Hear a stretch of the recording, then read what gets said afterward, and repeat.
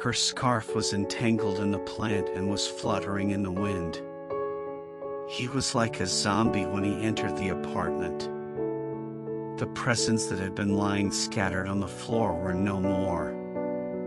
Nor was she there. He started to tremble. Her red scarf seemed to be dancing in the breeze. He stumbled towards the window and stood there unwilling to look down.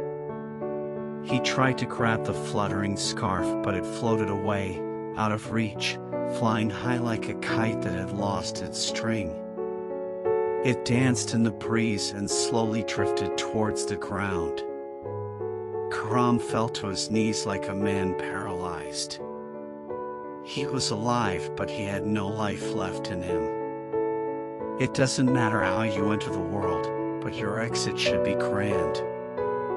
Unforgettable, tragic, dramatic.